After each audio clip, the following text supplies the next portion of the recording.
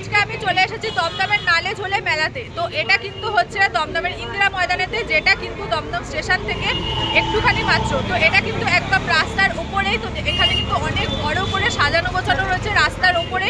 তো তোমরা কিন্তু এলেই দেখতে পেয়ে যাবে। তো এটা থাকছে হচ্ছে 26শে জানুয়ারি পর্যন্ত। 16 তারিখে এসেছে, তো জানুয়ারি মাসের 26 তারিখ পর্যন্ত থাকবে, আর দুপুর 3টা থেকে রাত্রি 10টা পর্যন্ত। তো রাস্তায় কিন্তু প্রচুর জ্যাম, বুঝতেই পারছি যে ভিতরেও কিন্তু আরো অনেক ভিড়। আর তার সাথে সাথে কিন্তু মানে ভিতরে ফাংশনও হচ্ছে, কারণ এখানে রাস্তায় প্রচুর মাইক মানে সাউন্ড হচ্ছে মাইকের। তো যাই হোক, এখন একটু বন্ধ হয়েছে বলে আমি চটজল তোমাদের সাথে কথা বলে নিচ্ছি। তাহলে চলো এখন ভিতরে যাওয়া যাক, আর মেলাতে কিরকম কি খাবার রয়েছে সমস্তটা তোমাদের সাথে শেয়ার করবো। তাহলে চলো এখন যাওয়া যাক। এইটা হচ্ছে মেন গেট মেলাতে ঢোকার জন্য। তো দেখতেই পাচ্ছ এখানে থিমটা কিন্তু বাঘা বায়ন গুপি বায়নের উপর করেছে, দেখতে কিন্তু বেশ দারুণ লাগছিল। ভিতরে ঢুকে কিন্তু এরকম একটা বড় ইলিশ মাছ আর গলদা চিংড়ি দেখতে পেয়ে যাবে। তো এখানে কিন্তু মেলার ভেতর এরকম ছোট ছোট অনেক কিছু দিয়ে সাজানো ছিল, যার জন্য কিন্তু দেখতে ভীষণ ভালো লাগছিল। তাহলে চলো ফার্স্টে এই স্টলটাতে যাওয়া যাক, এখানে দেখি কিরকম কি খাবার দাবার রয়েছে।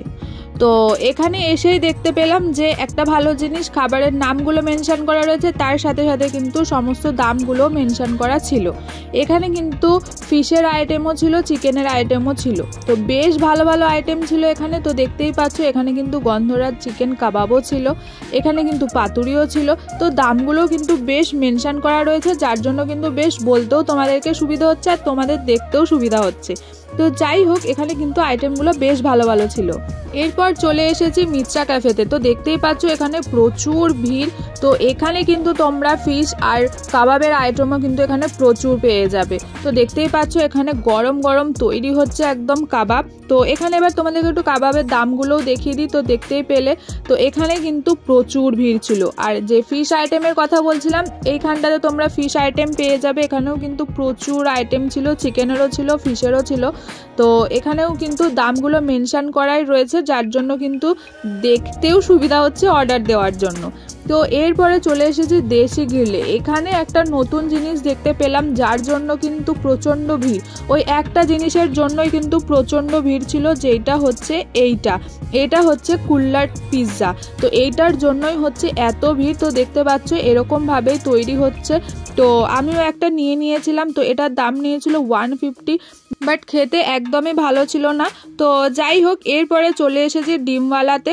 তো এখানেও দেখতে পাচ্ছ প্রচুর ভিড় ছিল। তো এখানে কিন্তু আমার একটা জিনিস দেখতে ভালো লাগে, সেটা হচ্ছে পপ আপ করে যে ওঠে, সেটা কিন্তু দেখতে আমার ভীষণ ভালো লাগে। তো দেখতেই পাচ্ছ এভাবে ডিমগুলো দিচ্ছে আর কি সুন্দর পপ আপ হয়ে উঠে আসছে। তো যাই হোক, এবার তোমাদেরকে এখানে দামগুলো একটু দেখিয়ে দিই চলো। তো এখানে দেখতে পাচ্ছ চিকেন পপ আপ হচ্ছে 60 টাকা ছিল, আর চিজি চিকেন পপ আপ ছিল 75, এরকম করে কিন্তু দাম ছিল। খাওয়া দাওয়ার মেলা বলে কথা, ভিড় হবে না সেটা কি হতে পারে? তো দেখতেই পাচ্ছ প্রচুর ভিড় ছিল। এরপর আমি তোমাদেরকে দেখাবো কাবাবের অনেক রকম আইটেম। এখানে কিন্তু তোমরা কম্বো অফারও পেয়ে যাবে। তো দেখতেই পাচ্ছ এখানে কিন্তু প্রচুর কাবাব ছিল। এখানে কিন্তু কাবাবের স্টার্টিং প্রাইস ছিল 100 টাকা। তো 100 টাকায় কিন্তু তোমরা শিক কাবাব পেয়ে যাবে, টিক্কা কাবাব ছিল 130, রেশমি কাবাব ছিল 150, হরিয়ালি কাবাবও ছিল যেটার প্রাইস ছিল 150। এখানে আবার 99-এরও অনেক কম্বো ছিল। তো ফ্রাইড রাইসের সাথে চিলি চিকেন, চাউমিনের সাথে চিলি চিকেন, তারপর লাচ্ছা পরোটা, এরকম কিন্তু 99-এর অফার ছিল। এখানে আমিনিয়া স্টলও ছিল। তো এখানে বিরিয়ানি স্টার্টিং ছিল 300 টাকা থেকে। আর এখানে কিন্তু রাংদে বাসান্তি ধাবারও একটা স্টল ছিল, দেখতেই পাচ্ছ। তো এরপর আমি চলে যাব হচ্ছে একটু চায়ের আইটেমে। তো এখানে কিন্তু টি পট ছিল। তো এই স্টলটাতে কিন্তু খুব সুন্দর সুন্দর চায়ের ভাঁড় ছিল, আর তার সাথে সাথে কিন্তু দেখছিলাম গরম গরম রেডি হচ্ছে চা। তো দেখতেই পাচ্ছ এখানে কিন্তু চায়ের একটাই স্টল ছিল। তো যারা চা খেতে ভালোবাসো এই স্টলটাতে কিন্তু চলে এসো অবশ্যই চা খেতে। এখানে কিন্তু আচারেরও একটা স্টল ছিল, যে স্টলটা কিন্তু বেশ বড় সড়ো ছিল। এখানে কিন্তু প্রচুর আচার ছিল। এখানে কিন্তু ছোট ছোট পাঁপড়ও বিক্রি হচ্ছিল, বাট আচারের ভ্যারাইটি কিন্তু অনেক ছিল। এরপর আমি চলে এসেছি ল্যাংচা গুটিতে। নামটা তো শুনে মনেই হচ্ছে ল্যাংচা অবশ্যই পাওয়া যাবে। তো ল্যাংচার সাথে সাথে কিন্তু এখানে আরও অনেক রকমের মিষ্টি ছিল। তো এখানে কিন্তু ল্যাংচার দাম ছিল 15 টাকা। এছাড়াও কিন্তু এখানে ছিল মিহিদানা, সীতাভোগ, তারপর মাখা সন্দেশ, সমস্ত কিছু। এরপর আরও একটা মিষ্টির স্টল দেখতে পেলাম, যেটা হচ্ছে বাংলার দই। তো এখানে নবদ্বীপের লাল ক্ষীরের দই পাওয়া যাচ্ছিল, তো সেই জন্য আমি চলে এলাম। তো এখানেও কিন্তু প্রচুর রকমের মিষ্টি ছিল, দেখতেই পাচ্ছ, তার সাথে সাথে কিন্তু পিঠেও ছিল। তো এখানে হচ্ছে বেক রসগোল্লার দাম জিজ্ঞেস করেছিলাম, এক পিসের দাম ছিল 30 টাকা। আর এখানে কিন্তু দেখতে পাচ্ছ সাজানো গোছানো কি সুন্দর দইগুলো ছিল। তো আমি একটা ছোট দই নিয়ে নিয়েছিলাম, যেটার দাম ছিল 40 টাকা। এরপর দেখতে পেয়ে গেলাম এখানে অদ 1519-এর একটা স্টল। তো তার পাশে রয়েছে কিন্তু চাউম্যান। তো এখানেও কিন্তু অনেক রকমের জিনিস পাওয়া যাচ্ছিল, তো আমি সেরকমভাবে দেখতে পাইনি এখানে কি কি পাওয়া যাচ্ছিল।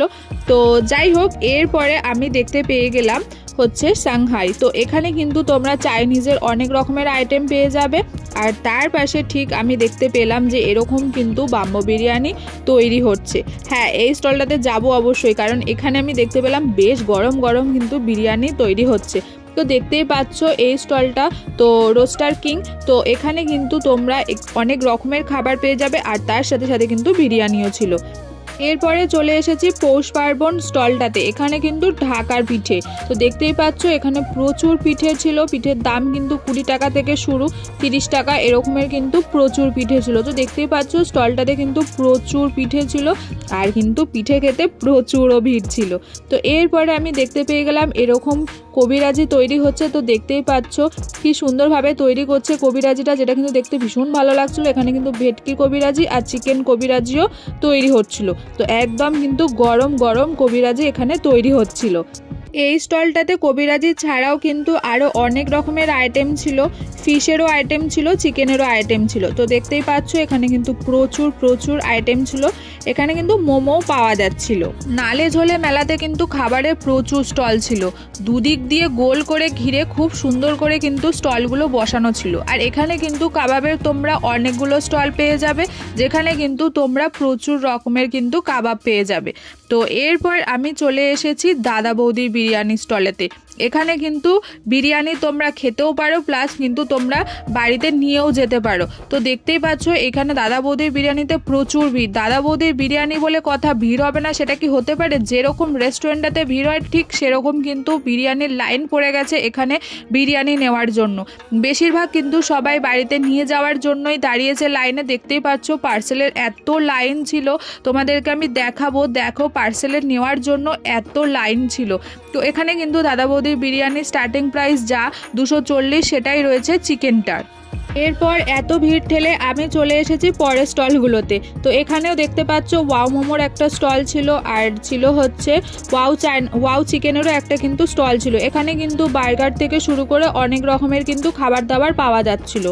আর একটা তার পাশেই আমি ঠিক মিষ্টির দোকান দেখতে পেলাম। এই মিষ্টির দোকানটাতে কিন্তু বেশ ভালো ভালো মিষ্টি ছিল। তো চলো একটুখানি দেখে নেওয়া যাক এখানে কীরকম কী মিষ্টি ছিল। তো দেখতেই পাচ্ছ এখানে কিন্তু প্রচুর রকমের মিষ্টি ছিল, তো বেশ ভালো ভালো কিন্তু এখানে মিষ্টি ছিল।